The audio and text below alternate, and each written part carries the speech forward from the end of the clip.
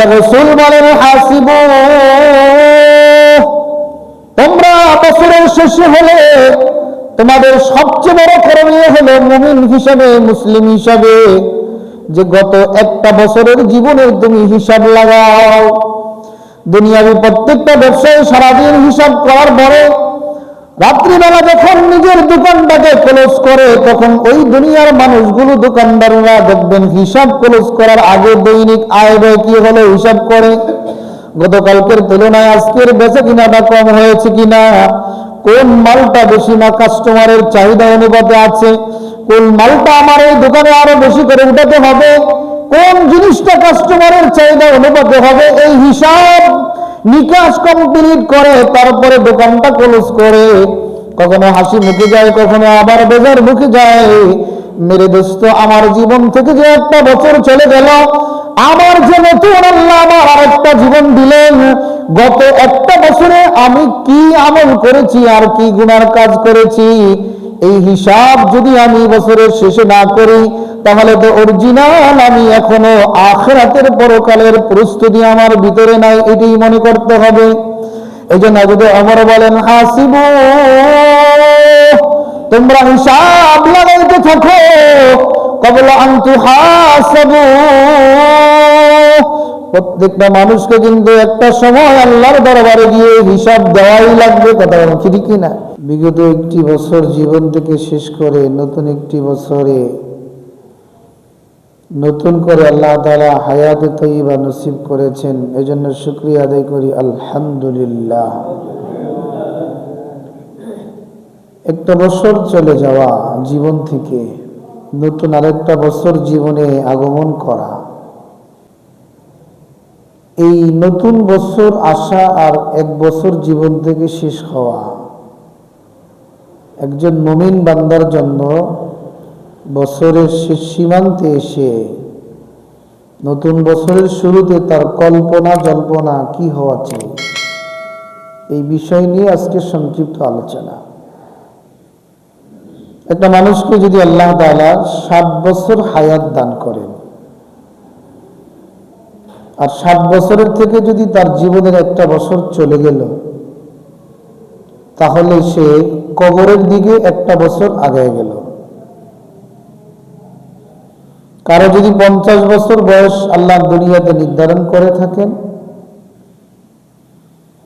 50 বছরের ভিতরে তার জীবন থেকে যদি একটা বছর চলে যায়, ওই একটা বছর তার জীবন কমে গিয়ে কবরের দিকে তার একটা বছর আগিয়ে গেল। তো যেই মানুষটা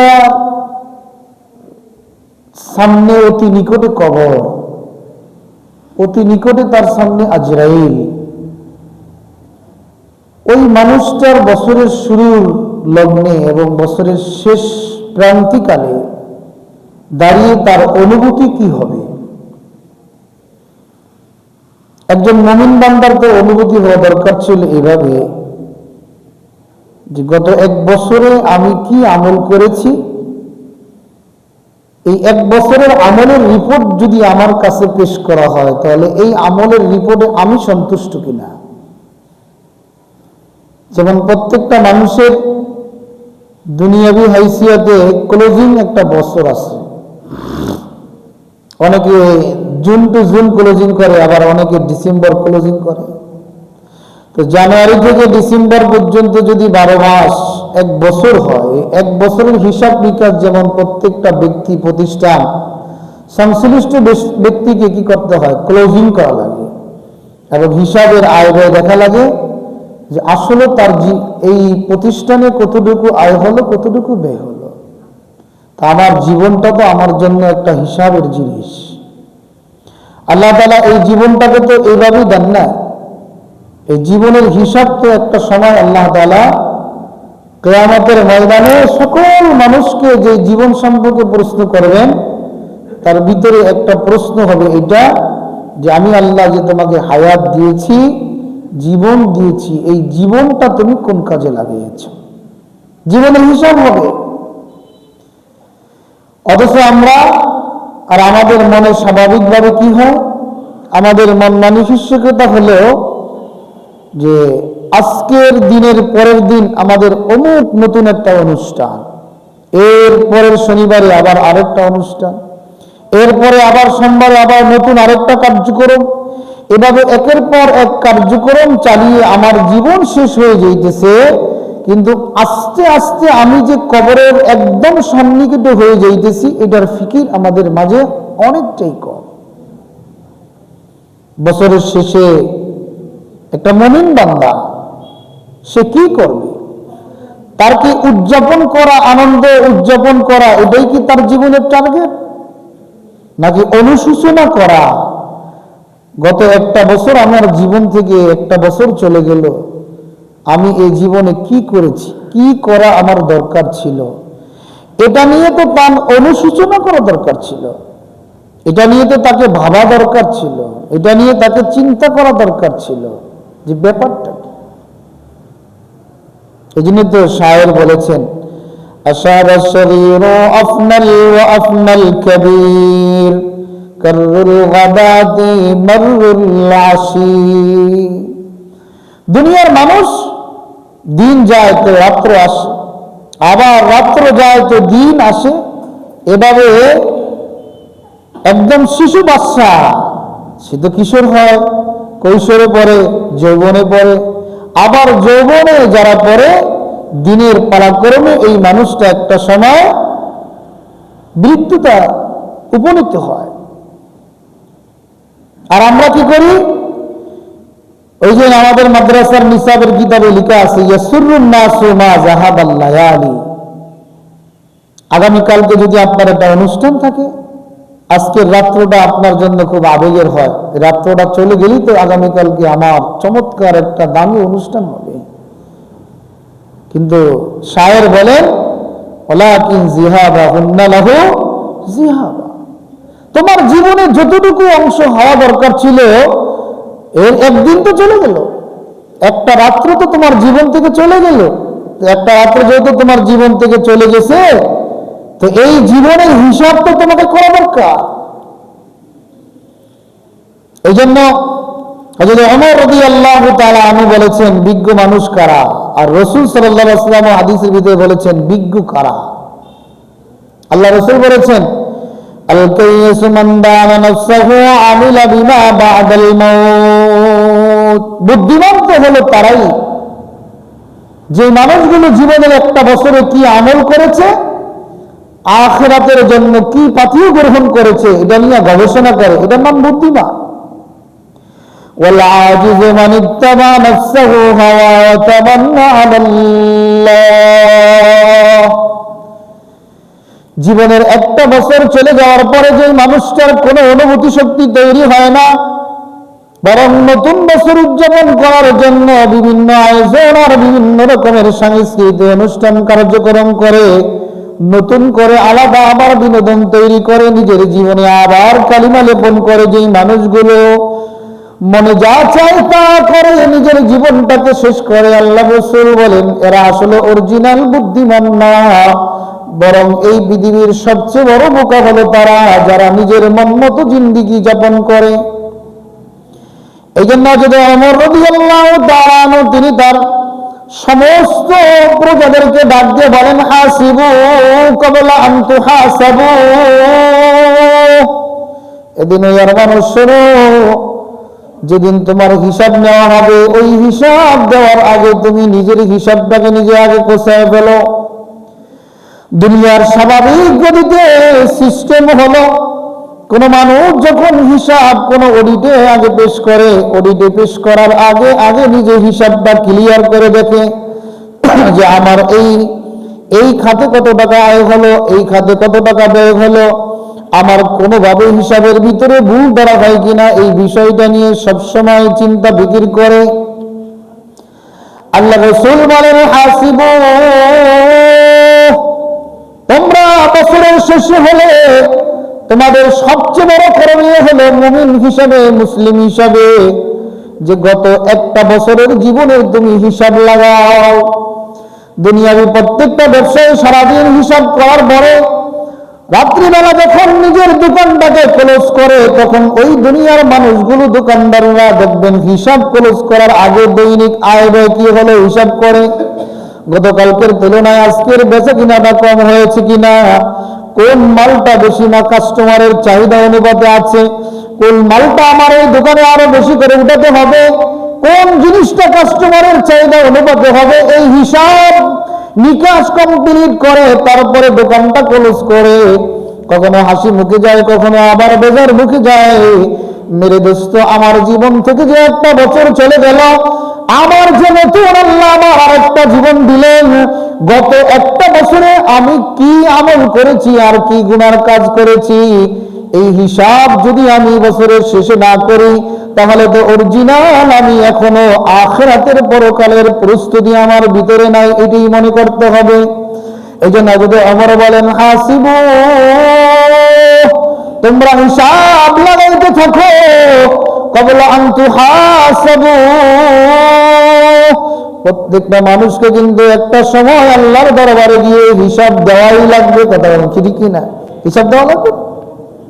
এই জন্য আল্লাহ আরেক আয়াতের ভিতরে বলেন, ওয়াত্তাকু ইয়াওমান তুরজাউনা ফীহি ইলাল্লাহ,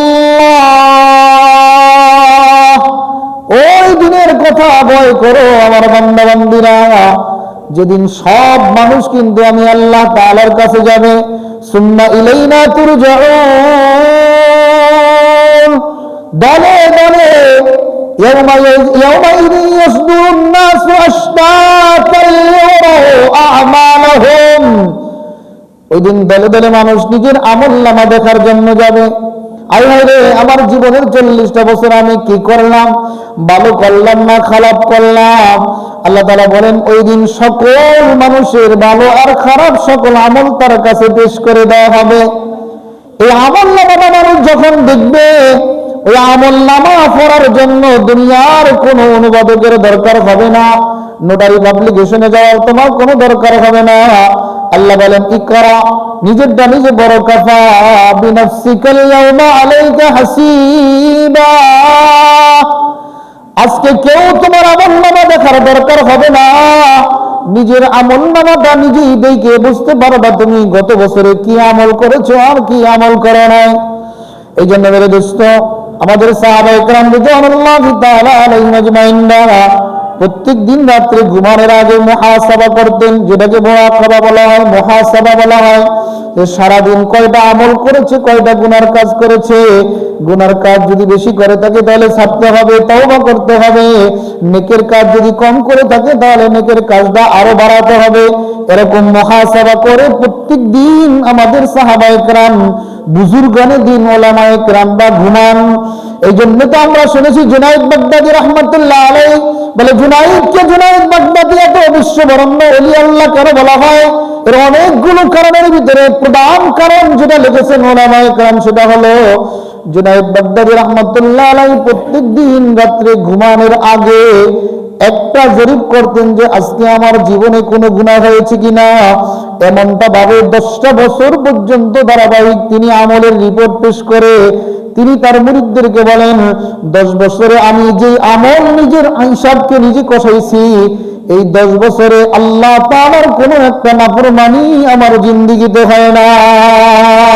সুবহানাল্লাহ, 10 বছরে একটা নাফরমানি হয়। আর আমার 10 সেকেন্ডে মনে হয় 10,000 গুনাহ হয়ে যায়। এই জন্য ওমর রাদিয়াল্লাহু তাআলা তিনি বলেন, হাসিবু, এই দুনিয়ার মানুষ হিসাব লাগাইতে থাকো। কেন? ক্বাবলা আন তুহাসাবু, যেদিন তোমাকে অবশ্যই কি করতে হবে, হিসাব দেওয়া লাগবে। ওয়াতাযায়্যানু লিল আরদিল আকবার, শীত আসলে মেরে দোস্ত, সামান্য শীত আসলে দেখবেন মানুষ সামান্য মোটা গেঞ্জি পরে, এরপরে শীতের প্রকোপ যখন বাড়ে তখন মোটা গেঞ্জির পরিমাণটা বাড়ায়, এরপরে উপরে আবার মোটা দেয়, এরপরে আবার জ্যাকেট দেয়, আবার রুমাল দেয়, আবার কানটুপি, কত কিছু দেয়। তার মানে মানুষের শীতের যত প্রচন্ড ব্যাগ আসবে, শীত যত বেশি মানুষের শরীরে অনুধাবন হবে, মানুষ শীত থেকে বাঁচার জন্য যেমন বাহ্যিক পোশাক বিভিন্ন রকমের ব্যবহার করে। যেমন আমাদের নাহমির কিতাবে আমরা পড়ায় থাকি, যা আল বারদু মা আল জুব্বাতি, শীত এসেছে কম্বল সহকারে, মানে শীত আসলে মানুষ কম্বল ব্যবহার করে। তার মানে শীত সামান্য পড়লে কম্বল সামান্য হয়, শীত যদি বেশি হয় কম্বল এমন জামা কাপড় পোশাক পরিচিত ভারী হয়। ঠিক তদরূপ এই উদাহরণ থেকে মুমিন বান্দাদের একটা জিনিস বুঝা দরকার, ইমানের ভিতরে যদি আমার আপনার যদি সাপ ঢুকে যায়, সামান্য ইমানদার হলে সামান্য আমল শুরু করে দেয়, ইমানের মজা যদি একটু বেড়ে যায়, তখন তার আমল নামার ভিতরে আমলটা একটু বেড়ে যায়। দেখা যায় আগে 5 ওয়াক্ত পড়তো না, এখন 5 ওয়াক্ত পড়ে। দেখা যায় আগে জিকির করতো না, এখন জিকির করে। দেখা যায় আগে কোরআন তেলাওয়াত রমজান ছাড়া আর করার সুযোগ পাইতো না, কিন্তু ইমানের মজা থাকার কারণে এই লোকটা রমজান ছাড়া প্রত্যেক দিন অন্তত সকাল বিকাল কোরআন তেলাওয়াত করে। এইভাবে মানুষের ইমান যত বৃদ্ধি পায়, আস্তে আস্তে ওই মানুষের আমলও তাড়াতাড়ি বৃদ্ধি পেয়ে তার পুরা জীবন আর যৌবনটাকে আখিরাতের জন্য, আখিরাতের পাড়ি দেওয়ার জন্য, এমন পরকালে যাওয়ার জন্য আস্তে আস্তে সে সাজগোজ করে বের হয়। এই জন্য মেরে দোস্ত, আমাদেরও দরকার ছিল ওয়াতাযায়্যানু লিল আরজিল আকবার। ওমর রাদিয়াল্লাহু তাআলা বলেন যে তোমরা পরকালের জন্য নিজেকে সুসজ্জিত করো। এখান থেকে যদি আপনি কোনো বিয়ের অনুষ্ঠানে জুমার পরে যান, তাহলে মেরে দোস্ত দেখবেন বিয়ের অনুষ্ঠানে যাওয়ার জন্য যে মুহূর্তে আপনি রওনা দিয়েছেন, ওই মুহূর্তে কিন্তু আপনার পরিস্থিতি নয়, অনেক আগে আপনি প্রস্তুতি গ্রহণ করেছেন যে কোন জামাটা পরা যায়, কোন টুপিটা পরা যায়, কোন কোটটা নেওয়া যায়, কোন চাদরটা নেওয়া যায়, কোন রুমালটা নেওয়া যায়, কোন চশমাটা নেওয়া যায়, যাতে সমাজের ভিতরে আমার পোশাক পরিচ্ছদটা অন্যদের তুলনায় একটু ভালো হয়। কারণ দোস্ত, দুনিয়ার একটা অনুষ্ঠানে যদি যাওয়ার জন্য যদি তোমার এত প্রস্তুতি থাকে, আখিরাতে তুমি যেই মাওলা পাকের সাথে সাক্ষাৎ করবে, ওই মাওলা পাকের সাথে সাক্ষাৎ করার আগে তোমাকে আমাকে অবশ্যই দুনিয়াবি গুনাহ ছেড়ে নেকের আমলের পোশাক দিয়ে নিজেদেরকে সুসজ্জিত করা লাগবে। কথা বলেন ঠিক কি না? এই জন্য ওমর রাদিয়াল্লাহু তাআলা বলেন তাযায়্যানু, নিজেদেরকে সাজাও। আর শীতের পোশাক দিয়ে সাজালে আর না সাজালে এটার নাম সাজানো না। বিউটি পার্লারে গিয়ে কসমেটিক্স ব্যবহার করা আর না করা, এটার নাম সাজানো না। বরং আখিরাতের সাজানোর অর্থই হলো দুনিয়ার গুনাহগুলো ছেড়ে আখিরাতের নেকের আমল যত তুমি বেশি করবে, তো তত বেশি তুমি আখিরাতের প্রস্তুতি নিয়েছো, এটা প্রমাণ হবে। এই জন্য ওমর রাদিয়াল্লাহু তাআলা তিনি বলেন, যেই মানুষটা দৈনন্দিন নিজের হিসাবকে ঠিক করবে, কিয়ামতের ময়দানে আল্লাহ তাআলাও তার হিসাবটাকে সরসরি আকারে দেখে আল্লাহ তাকে বিনা হিসাবে জান্নাত দিয়ে দিবে। সুবহানাল্লাহ। চিন্তা করেছে, আরে ভাই, তুমি যদি দৈনন্দিন নিজের হিসাবটা যদি নিজে করো, যে আজকে আমি 24 ঘন্টায় কি নেকের কাজ করলাম, 24 ঘন্টায় আমি কি কি গুনাহ করলাম, গুনার জন্য তওবা করো, নেকের জন্য আরো অনুতপ্ত হও যে নেকের কাজ আরো কিভাবে বেশি করা যায়। এভাবে যদি ডেইলি যদি আমরা বছরের শেষে একটা বছর আমার গুনাহ হলো কয়টা, নামাজ কাজা হলো কয়টা, রোজা কাজা হলো কয়টা, চোখের গুনাহ হলো কতটুকু, হাতের গুনাহ হলো কতটুকু, মুখের গুনাহ হলো কতটুকু, এভাবে অঙ্গ প্রত্যঙ্গ দিয়ে আমি কি গুনাহ করেছি, মানুষের কি অধিকার নষ্ট করেছি, কোন মানুষটাকে কোনভাবে আমি কষ্ট দিয়েছি, এগুলার সব হিসাবটা না, এটা হলো নতুন অর্থ বছরে একটা মুসলমানের ইমানি দায়িত্ব। এটা ইমানি দায়িত্ব। নতুন অর্থ বছরকে দোলডাঙ্গর দিয়ে মদ আর গাঁজা আর বিভিন্ন রকমের আয়োজন দিয়ে, গুনার আয়োজন দিয়ে আয়োজন করা, এটার নাম নতুন অর্থ বছর উদযাপন নরম নির্দিষ্ট। 31st নাইট বলেন আর যাই বলেন, এগুলো তো কোনো মুসলমানের উদযাপন না, আর এটা মুসলমানের জীবনের করণীয় না। প্রত্যেকটা মুসলমানের বছর শেষ হলে বছরের দ্বার প্রান্তে এসে এই মুসলমানের জন্য হিসাব লাগানো দরকার যে আমি আখিরাতের জন্য কতটুকু সামানা গ্রহণ করেছি, আমার জীবনটাকে, আমার কলবটাকে আল্লাহ পাকের সাথে সাক্ষাতের জন্য কতটুকু আমি প্রস্তুতি করেছি। যদি দৈনিক যদি আমি এই হিসাব লাগাইতে পারি, আল্লাহ রাসূল বলেন, ইন্নামা ইয়াখিফুল হিসাবু ইয়াউমাল কিয়ামা আলা মান আসাবা নাফসাহু ফিদ দুনিয়া। যেই মানুষটা দুনিয়াতে 24টা ঘন্টা হিসাব লাগাইতে থাকবে, ওই মানুষটাকে আল্লাহ তাআলা বলবেন, তুমি যেহেতু প্রত্যেক দিন আমার ভয়ে হিসাব লাগাইছো, আজকে কি আমল করলা, কালকে কি আমল করবা, আজকে কতটুকু আমলের ঘাটতি হয়েছে, কতটুকু তোমার গুনার ঘাটতি হয়েছে, এই সবগুলো যখন হিসাব লাগাইছো আমার ভয়ে, অতএব তুমি তো হিসাব মোটামুটি করে এসেছো, এখন আমার নতুন করে হিসাবের দরকার নাই, আমি আল্লাহ তোমাকে স্বাভাবিকভাবে দেখে তোমাকে আমি মাফ করে দিলাম। সুবহানাল্লাহ। মাফ করে দিলাম। এই জন্য আরেক হাদিসের ভিতরে আছে, হযরত মাইমুন বিন মিহরান রাদিয়াল্লাহু তাআলা আনহু তিনি বলেন, লা ইয়াকুনু আল-আবদু তাকিয়ান হাত্তা ইউহাসিবা নাফসাহু কামা ইউহাসিবু শারীকাহু মিন আইনা মাতানাহু ওয়া মালবাসুহু। এরে মেরে দোস্ত, দুইজনে মিলে যখন কোনো মাল কোনো কোম্পানি যদি শুরু করে, দুইজনে মিলে যদি কোনো একটা ব্যবসা শুরু করে, প্রত্যেকটা ব্যবসায়ী দেখবেন পার্টনার হিসাব করে যে তোমার কত টাকা লাভ হলো, তুমি কত টাকা বছরে নিয়েছিলা, গত মাসে তুমি কত নিয়েছো, এই মাসে কত নিবা, সামনের মাসে কত নিবা। তুমি তোমার পার্টনার কম নিলে না বেশি নিলে, এরা যেমন পুঙ্খানুপুঙ্খানু ভাবে হিসাব করে তারপরে তোমার লাভটা খুশিয়ে নিয়ে নাও। আল্লাহ রাসূল বলেন, শোনো, তুমি যদি আল্লাহওয়ালা হতে চাও, তুমি যদি আল্লাহর তৈরি জান্নাতে যদি আগে যেতে চাও, তাহলে তোমাকে বছরের শেষে একটা বছর কি আমল করেছো আর কি নেকের আমল করো নাই, কতটুকু তুমি গুনাহ করেছো, এই গুনার জন্য কতটুকু আল্লাহর কাছে তওবা করেছো, এতটুকু হিসাব যদি তুমি দৈনন্দিন এমন বছরের শেষে যদি তুমি না লাগাও, তোমার জীবনের যদি ব্যালেন্স শিট যদি তুমি তৈরি না করো, তাহলে আল্লাহ রাসূল বলেন তুমি এখনো আল্লাহর ভয়কারী হলো না, মানে মুত্তাকি হলো না। এই জন্য মেরে দোস্ত, আরেক হাদিসের ভিতরে হুজুর সাল্লাল্লাহু আলাইহি ওয়াসাল্লাম বলেন, মানুষকে যখন আমি আল্লাহ তাআলা বয়স দেই, কারো বয়স 40, কারো 50, কারো 60 বছর, তখন আল্লাহ তাআলা ডাক দিয়ে ফেরেশতাদের মাধ্যমে বলেন, আযারাল্লাহু ইলামরাইন আখরা আজালাহু হাত্তা বাল্লাগাহু 60 সানা। আল্লাহ রাসূল বলেন, যে মানুষটার বয়স আল্লাহ তাআলা তিলে তিলে বাড়াইতে বাড়াইতে প্রায় 60 বছর পর্যন্ত নিয়ে গিয়েছে, এখনো পর্যন্ত মানুষটা আখিরাতের প্রস্তুতি গ্রহণ করে নাই। যাদের 60 বছর বয়স হয়, আল্লাহ বলেন এই 60 বছর পর্যন্ত তোমাকে আমি আল্লাহ বয়স দিয়েছি, এত পরিমাণ আমি আল্লাহ তোমাকে বয়স দিয়েছি, তুমি ইচ্ছা করলে আখিরাতের প্রস্তুতি তুমি 60 বছর বয়সে নিতে পারতা, কিন্তু তুমি যদি নেও নাই, তাহলে আখিরাতের দিন আজকে ওজর খাই করলে কোনো কাম হবে না। জাহান্নামীদেরকে যখন ফেরেশতারা যখন প্রচন্ড আকারে যখন মারতে থাকবেন, তখন জাহান্নামী আল্লাহর কাছে ক্ষমা চাওয়ার জন্য খালি ডাক দিবে, আল্লাহ কোনো ডাকের সাড়া দিবে না। কিন্তু জাহান্নামীদের অবস্থা তুলে ধরে আল্লাহ বলেন, অহুম ইস্তারিখুনা ফিহা, কবরের ভিতরে যখন সকল জাহান্নামীদেরকে যখন মার শুরু করে দিবে, প্রচন্ড আঘাতের কারণে যখন মানুষগুলো আল্লাহ বলে বলে ডাকতে থাকবে, আল্লাহ তাআলা ডাকের কোনো সাড়া দিবেন না। 70 বছর পরে আল্লাহ সাড়া দিয়ে বলবেন, এবং কবরবাসীরা কিভাবে আল্লাহর কাছে কাগজ বিজিত করবে মেরে দোস্ত, কিভাবে অনুনয় বিনয় করবে।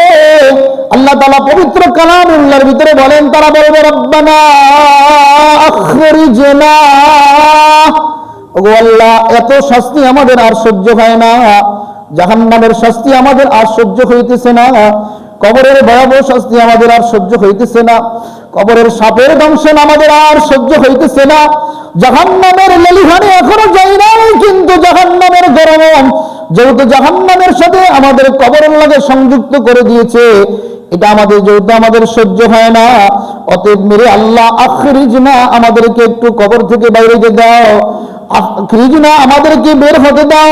বলে, বের হয়ে তোমরা কি করবা? জাহান্নামীরা বলে, নামাল সালিহা, ওগো আল্লাহ, নামাজ পড়ি নাই, এখন নামাজ পড়বো, আগে রোজা রাখি নাই, এখন রোজা রাখবো, আগে যাকাত দেই নাই, এখন যাকাত দিব, আগে হজ করি নাই, টাকা থাকার পরে এখন হজ করাবো, বাড়ির পর বাড়ি বানাইছি কিন্তু হজের চিন্তা মাথায় ঢোকে নাই, গুনাহ করেছি কিন্তু গুনাহ করলে যে তুমি শাস্তি দাও এটা বুঝি নাই, এখন তো বুঝে আসছে, মেরে আল্লাহ মেহেরবানি করে আমাদেরকে একটু আবার সুযোগ দাও, তখন আমরা না'মাল সালিহা গায়রাল্লাযী কুন্না না'মাল। তখন আল্লাহ তাআলা জাহান্নামীদেরকে ডাক দেয়া বলবেন, রে খবীস, আওয়ালাম নুআম্মিরকুম মা ইয়াতাযাক্কারু ফীহি মান তাযাক্কার, রে খবীস, তোরে কি আমি 40 বছর বয়স দেই নাই? তোকে আমি কি 60 বছর বয়স দেই নাই? তোকে আমি কি আল্লাহ 80 বছর বয়স দেই নাই? তোকে কি আমি আল্লাহ 1 বছর বয়স দেই নাই? আওয়ালাম নুআম্মিরকুম মা ইয়াতাযাক্কারু ফীহি মান তাযাক্কার। আল্লাহ বলেন, এই সময়টা পায়া তুই ইচ্ছা করলে ভালো হইতে পারতি, এই সময়টা পায়া ইচ্ছা করলে তুই গুনাহটা ছাড়তে পারতি, এই সময়টা ইচ্ছা করলে তুই আমার দিকে মুতাওয়াজ্জি হইতে পারতি, কিন্তু না না না, তুমি যৌবনের কারণে তুমি গুনাহ করছো, তোমার টাকা ছিল না, এখন যখন সম্পদ বাড়াইছি, এখন তুমি জিনার কাজের ভিতরে চলে যাও, সম্পদ বাড়ায় দেওয়ার কারণে তোমার এখন দেশের পানি ভালো না এবং বিদেশি পানি তোমার কাছে খুব ভালো লাগে। তুমি কি এই সময়টার ভিতরে কি তুমি গবেষণা করলে কি তোমার গুনাহটা ছেড়ে তওবা করে বছর শেষে নতুন করে আমল সিট তৈরি করে তুমি কি ভালো হতে পারতা না? আল্লাহ বলেন ওয়া আন্না লাকুমুত তানাউস, এখন আফসোস করে কোনো কাম হবে না। আল্লাহ বলেন ফাযুকু ফামালিজ জালিমিন, আল্লাহ বলেন ফাযুকু, ওরে জাহান্নামী অপরাধীরা শাস্তি ভোগ করতে থাকো। আল্লাহ রাসূল বলেন, আবার আল্লাহ নিজে বলেন ফাতারাল মুজরিমিনা মুশফিকিনা মিম্মা ফি, জাহান্নামীরা যখন জাহান্নামের আমলনামা দেখতে থাকবে লজ্জায় তাদের মাথাগুলো নিচুর দিকে হয়ে যাবে। এজন্য মেরে দুস্থ মেরে যুবক, আজকে ওলামায়ে কেরামের কথা তোমাদের ভালো লাগে না। এরে আমার যুবতী মা বোনেরা, এখন তোমাদের ওলামায়ে কেরামের কথা ভালো লাগে না, গুনাহ করতে তোমার কাছে ভালো লাগে। এন্ড্রয়েড সেট পাইলে তোমাকে নোংরামি ছবি দেখতে তোমার কাছে খুব মজা লাগে। নামাজের টাইম আসলে তুমি আল্লাহর কথা মনে করো না। আল্লাহ বলেন তুমি যদি আমাকে দুনিয়াতে মনে না করো, মনে রাখবা ইয়াউমা নানসাকুম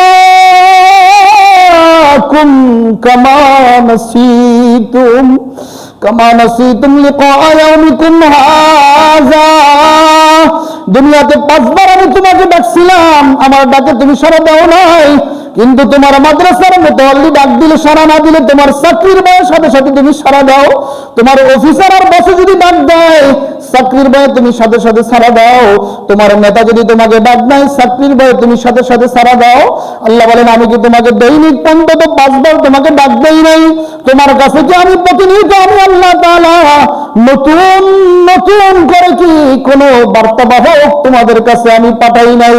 বলে হ্যাঁ আল্লাহ পাঠাইছেন। বলে পাঠাইলের পরে তুমি ভালো হইলা না কেন?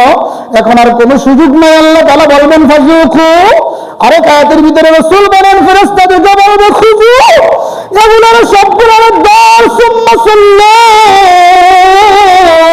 এগুলোর হাতে হ্যান্ডকাপ লাগা, মাথায় হ্যান্ডকাপ লাগা, এগুলোর পায়ে হ্যান্ডকাপ লাগা। এই জাহান্নামী নাফরমানরা দুনিয়াতে বড় লোক হওয়ার কারণে আমার কথা বলে গিয়েছে, আমি আল্লাহ আজকে বলে গিয়েছি, এখন আল্লাহ বললে কোনো কাম হবে না। এই জন্য আল্লাহ রাসূল বলেন আল্লাহ বলার আগে হাসিবু, বছরের শেষে নতুন কোনো উদযাপন নয়, নতুন কোনো 31st নাইট নয়, নতুন কোনো ডোনার বাড়ি নয়। মেয়ে দোস্ত, তোমার বয়স যদি 60 হয়, 1 বছর চলে গিয়েছে মানে তুমি কবরের কাছে চলে গিয়েছো।